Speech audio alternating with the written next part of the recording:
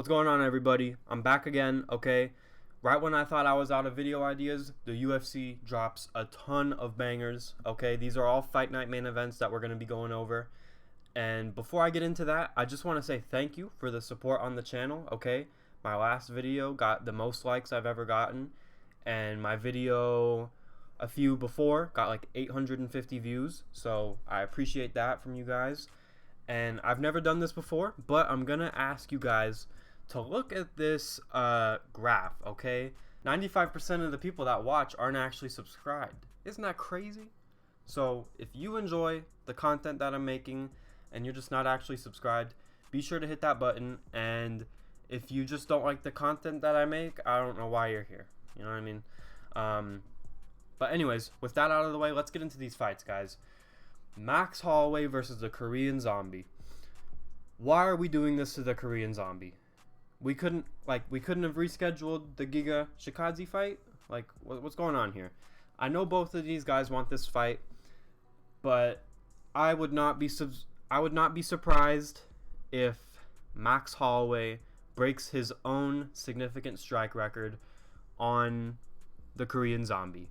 All I'm hoping is that it can at least be close and competitive so that we can be like, you know, Zombie may have lost, but it was a good fight to go out on, you know. I don't want another Volk beatdown, like I say here. I don't think Max is gonna finish the fight because we know he's a volume guy. He's not much of a one-hitter quitter type fighter. But I mean, I wouldn't be surprised, guys, if we see a corner stoppage between the 4th and 5th round. I said that about Max's last fight against Arnold Allen, and it went to a decision, but Zombie is not Arnold Allen, okay? I think Max Holloway is still a championship-level fighter. I do. I think there's Volk up here, you know what I mean? Max right here. Down here's everyone else. And, you know, Zombie's probably at the bottom of everyone else. So I'm giving this an 85% chance for Max Holloway to win and a 15% chance for Zombie to win. Even that might be generous, guys. I think Volk is going to really, really put it on him. And, you know, it sucks for Zombie. This is going to be in Singapore. So, you know, at least he gets to fight on his side of the world one last time. But still, man, I think Max is going to win this fight pretty easily. And with that being said, let's talk about Corey Sandhagen versus Umar Nurmagomedov, okay? Another example of some Russian privilege, Dagestan privilege, whatever you want to call it. It is what it is. You know, we've seen unranked middleweights get guys in the top 10, like Abus versus Sean Strickland. Makes no sense. You know, Paulo Costa versus Ikram makes no sense, but you know, it is what it is. It's that Nurmagomedov privilege. Umar does not deserve this fight, guys. I think we all know that. He has no wins over any ranked bantamweight fighters, and he's somehow number 11. They really put him in there like we wouldn't notice. There's other fighters who can win like 5-6 in a row in this division and won't even be ranked. So it's a little interesting. This is a dangerous career move for Corey Sandhagen just because he's so high up and this guy is so untested. But my pick is still Corey by unanimous decision. And to get specific here, we see I said 49-46. I think Umar will snag a round. But I think the experience in 5-rounders and the submission defense since he lost to Aljamain Sterling and his crisp striking is just going to be all too much for young Umar Nurmagomedov, who, like I say here, again, he has no ranked wins, and, you know, they're clearly rushing him up there, which it is what it is, but I'm giving this a 60% chance to Corey Sandhagen and a 40% chance for Umar to win this. I'm pretty locked in on this fight, in my opinion, but if I do switch up my pick at all, I'll let you guys know as we get closer to that fight week. And last but not least, okay, Gane versus Sergey Spivak.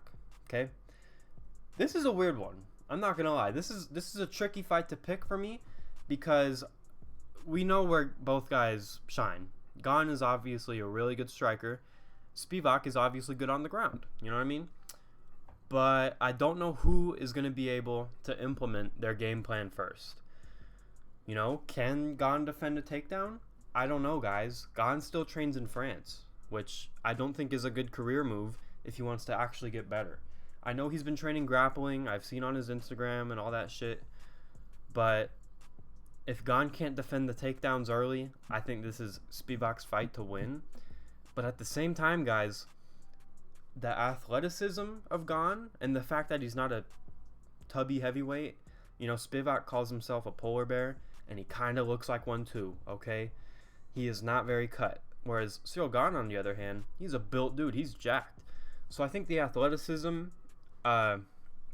might just help Gane defend takedowns, or at least get up from takedowns. And on the feet, guys, this is Gane's fight to win. So I'm putting more trust into Cyril Gane to defend the takedowns than I am putting trust into Spivak to get him down.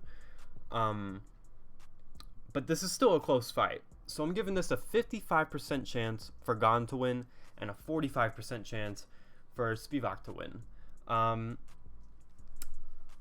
You know, I say no pick yet, but my pick is Gane, guys. My pick is Gane. And I'm probably going to stay picking Gane, okay?